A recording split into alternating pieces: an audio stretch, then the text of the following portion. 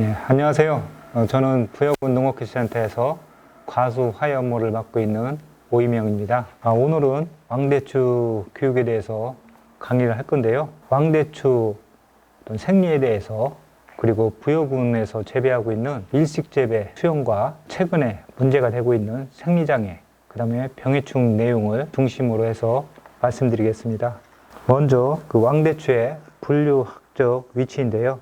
왕대추가 속한 갈매나무과 대추나무 속에는 40여 종의 대추나무가 있습니다. 그 중에서 인도계 대추와 중국계 대추, 이 두 종이 식용으로 재배되고 있는데요. 사진에 있는 열매는 아열대하고 열대 지방에서 재배되고 있는 인도계 대추가 되겠습니다. 국내에서 재배되고 있는 대추는 중국계 대추로서 지지푸스 주주바라는 종이 되겠습니다. 대추나무의 생리적 특성은 첫 번째로 온도에 대한 적응성이 높다는 것입니다. 생육적으로는 25에서 30도씨이고 또 영하 20도씨 이상의 지역에서도 재배가 될 정도로 내한성도 강합니다. 두 번째는 뿌리의 활동 온도가 10도씨 전후인데요. 일반 과수 작목이 7도씨이니까 일반 과수보다 3도 정도 온도가 높습니다. 그리고 최적 온도는 20에서 25도씨에서 왕성하게 생육을 합니다. 세 번째는 왕대추의 뿌리는 청군성으로서 지표에서 20 내지 40cm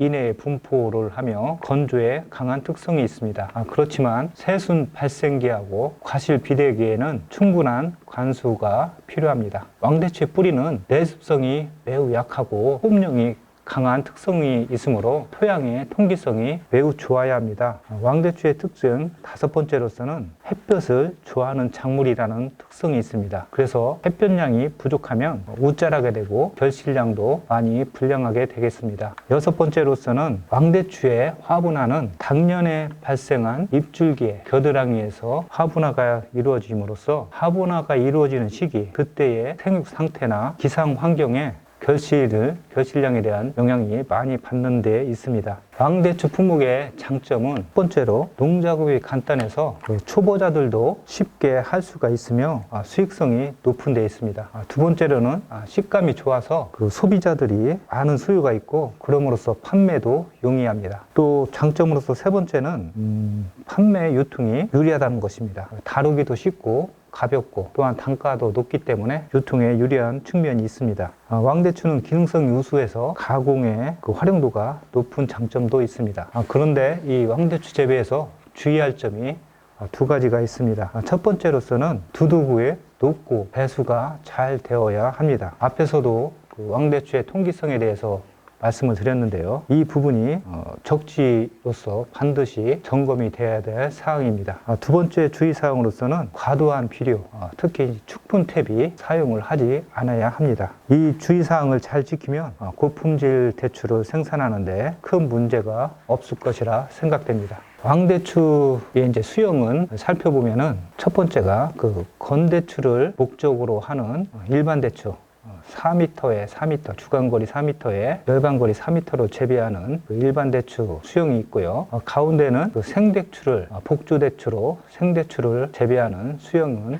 열간거리 3.5m, 주간거리 3m로 재배를 하고 있습니다. 그리고 부여 왕대추의 경우에는 주간거리 2m에 열간거리 1.2m로 재배를 하고 있는데요. 왕대추의 특성이 수세가 강한 그런 특성이 있는데 오히려 이 체적은 더 적은 양에서 재배하고 있음으로써 많은 문제점이 있습니다. 저희가 이렇게 2m에 1.2m 이게 적합해서 이렇게 재배하고 있는 것이 아니고 기존에 수박이라든가 딸기, 토마토를 재배하던 단동하우스에서 왕대추를 재배하기 때문에 수형을 어쩔 수 없이 이렇게 작은 수형으로 재배할 수밖에 없습니다. 그래서 발생된 문제점이 결실이 안정적이지 못한 부분이 있습니다. 또한 낙가가 심하게 발생하고 스펀지과 등 생리장애가 많이 발생하고 있습니다. 이 결실 안정을 위해서는 축분 비료 사용을 최소화로 하는 것이 필요하고요. 낙가를 방지하기 위해서는 토양의 물리성 개선이 필요합니다. 또한 결과지를 2차 결과지 결실시킴으로써 스펀지가를 어느 정도 예방할 수 있습니다. 다음은 그 제식거리가 되겠는데요. 우리 이제 주간의 그 밀식 재배는 그 주간형을 수용으로 하고 있으며 부여 지역에서는 아까도 2m에서 1.2m로 재배하고 있다고 했는데요. 이런 주간형 수용은 그 측면에서 들어오는 햇빛 공간을 확보해야 합니다. 주간형은 측지가 여러 개 형성하고 있기 때문에 윗면에서 받는 햇볕 가지고는 수간 하단부까지 햇볕이 도달하지 못하고 측면에서 받는 햇볕을 받아야만 하단부까지 햇볕을 받을 수가 있습니다. 그리고 이런 주간형에서는 이 열관을 통해서 그 측면 햇볕을 받아야 하기 때문에 열관 거리는 2.5m 이상이 되어야 하겠고 주간 거리는 1.8m 이상이 되어야 측지 그 측면에 대추나무와 대추나무 사이에도 낙과가 되지 않고 안정된 결실을 할 수가 있습니다. 다음은 광 환경에 따른 착과량을 나타내는 사진인데요. 대추는 그 햇볕을 좋아하는 양지식물로서 열매가 달리는 잎줄기에 비치는 햇볕의 양에 따라 결실량이 큰 차이를 보이고 있습니다. 사진의 우측 사진은 상단부가 도장된 상황을 보여주고 있는데요. 이렇게 도장된 직립된 가지에서는 대추가 잘 달리지 않고 또한 하단부도 그늘이 져서 광환경 부족으로 인해서 하단부도 결실량이 부족된 것을 보여줄 수 있습니다. 왼쪽 사진에 보면은 측면에 그 대추들이 결실된 곳이 보일 수가 있는데요. 이렇게 햇볕이 들어오는 통로 부분에는 결실이 안정적으로 결실이 됩니다. 다음은 이게 광보상점에 대한 얘기인데요. 우리가 입에서 광합성을 하는데 또한 그 식물은 호흡도 같이 하고 있습니다. 그래서 광합성량보다 호흡량이 많은 경우에는 오히려 광합성 에너지를 소모하게 되는데요. 우리가 한여름에 한낮에 그 광량을 살펴봤을 때는 10룩수 이상 또는 13만 룩수 이상의 광량이 있습니다. 그렇지만 하우스 안에서는 한 10만 룩수 정도의 광량이 비치는데요. 그러면 하우스에 있는 첫 번째 잎에서는 10만 룩수의 햇볕이 도달하지만 밑에 이제 사진에 보는 것처럼 그 잎 한 장 바로 밑에 있는 곳의 그 조도는 1만 룩수밖에 되지 않습니다. 잎에 그늘이 져서 1만 룩수밖에 되지 않고 또한 하단부 그리고 그 나무의 주간 가운데 부분에는 3천 룩수밖에 햇볕이 도달하지가 않습니다. 그랬을 때 이 표에서 보듯이 양지식물은 최소 5천 룩수 이상의 광량이 필요한데 3천 룩수 밖에 나오지 않기 때문에 그 하단부 그늘진 잎들은 광합성 에너지를 만드는 것이 아니라 오히려 호흡으로 인한 에너지를 소비하는 소비처가 되겠습니다. 그래서 그런 소비처의 잎들은 제거해 주는 것이 결실량에 더 도움이 되겠습니다. 다음은 우리 부여 지역에서 하고 있는 왕대추 밀식 재배에 대한 수용을 설명해 드리겠습니다. 왼쪽에 있는 사진처럼 측지가 이쪽 면에서는 지금 양쪽에 6개, 위에 하나, 그래가지고 이제 이렇게 7개가 되어 있는데요. 양쪽에 7개네요. 7개, 위에 하나, 이런 식으로 되어 있는데, 앞뒤면에 또한 7개의 측지가 있습니다. 측지가 14개가 있는 수용이 되겠는데요. 이렇게 14개의 측지를 있는 수용에서는 측지 하나당 하나의 신초씩을 남기면 되겠습니다. 그러면 하나의 신초를 신초 길이 한 50cm 정도 자랐을 때, 그러니까 그 신초의 격가지가 4개 내지 5개 정도 자랐을 때 그 적심을 하게 되면 그 신초 하나당 한 20개 내지 25개의 대추를 최종적으로 결실을 시킬 수가 있습니다. 그랬을 때 14개의 측지에서 300개 정도의 대추를 결실을 시키는데 우리가 이 300개를 다 수확할 수가 없습니다. 우리가 예전에 왕대추에 대한 재해보험을 산림청에서 설계를 했는데요.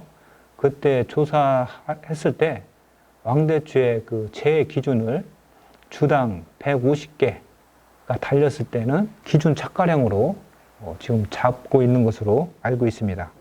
그렇기 때문에 이 한 주당 보통 한 3kg, 4kg, 한 4kg 정도 착과가 되면 왕대추의 기본적인 표준 수량이 된다고 보고 있고요. 우리는 한동 한 200평에 한 240주 정도를 심고 있기 때문에 주당 4kg를 수확하게 되면 동당 960kg을 수확할 수가 있습니다. 그랬을 때 한 주당 한 150개 내지 200개를 최종 수확하게 됩니다.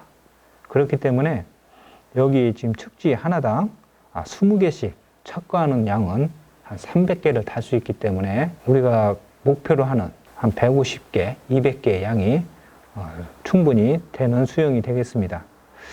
오른쪽에 있는 수영은 제가 이제 생각하는 수영인데요. 그러니까 열간거리 2.5m에 주간거리 1.8m일 경우에는 오른쪽에 있는 그림과 같은 수영을 구성할 수가 있습니다. 그래서 측지를 4개 내지 6개를 두고요. 한 측지당 그 신초를 2개나 3개를 신초를 받는 것이 되겠습니다. 그리고 신초당 하나의 신초당 열매를 한 35개 정도 그렇게 착과를 시키면 한 주당 목표 수량 7kg 내지 8kg를 수확할 수 있고 220평에 한 140주를 심을 수가 있습니다. 그랬을 때 예상되는 수확량은 한 980kg에서 1200kg까지 수확할 수 있는 수영이 되겠습니다. 이 두 가지 수영에서 제가 가운데 부분에 이렇게 점선 부분으로 해놓은 것이 있죠. 그래서 이 부분에는 다른 신초 또는 잎들을 하나도 두지 않는 부위가 되겠습니다. 그래서 이 부분을 통해서 채광과 통풍이 이루어지는 가운데 주간 부위가 채광과 통풍이 이루어져야 왕대추가 건전하게 생육을 할 수가 있습니다. 다음은 그 왕대추 밀식 재배를 사진으로 설명을 드리자면요. 저희가 1년 차에 대추나무를 심고서 1년 만에 이 주간을 150cm에서 170cm까지 성장을 시킵니다. 그랬을 때 측지를 한 14개 이상 측지가 구성이 되는데요. 2년 차에는 이렇게 자란 측지를 너무 가는 부위, 끝부분만 살짝씩 치고 측지를 길게 한 30cm나 40cm 이렇게 길게 놔두게 되겠습니다. 그랬을 때 2년 차에서는 각 눈에서 바로 잎줄기가 형성이 되면서 열매를 맺게 되고 그래서 2년 차에는 수량이 주당 한 6kg 정도 그래서 2년 차가 수량이 제일 많이 수량을 얻을 수가 있습니다. 또는 그 왼쪽 그림처럼 측지를 좀 짧게 처리하는 경우가 또는 신초도 적심을 하기도 하는데 이러한 방법으로도 재배는 가능하지만 이렇게 했을 때는 좀 일량이 좀 더 많은 경향이 있어서 저희 지역에서는 2년 차에는 그 오른쪽과 같은 형태로 재배를 하고요. 3년 차나 4년 차 정도가 되면은 이제 이 하우스 안에 꽉 차는 신초들이 그 대추나무 채적이 꽉 차서 밀식장애가 오게 되겠습니다. 그래서 저희가 이제까지 많이 했던 부분은 그 주간 부위를 2번처럼 주간 부위 한 40cm, 30 내지 40cm 부위에서 주간을 절단해 가지고 다시 신초를 받는 이런 방법을 사용하고 있습니다. 3번 그림처럼 다시 신초가 자라면서 1년 차와 같은 모양으로 되고요. 4번 그림은 그 이듬해에는 2년차처럼 측지를 길게 놔둬서 측지마다 잎줄기를 받는 형태를 하고, 그 다음에 그 주간부를 자른 3년차에는 측지를 짧게 해서 신추 하나씩을 받는 그런 수용을 하고 있습니다.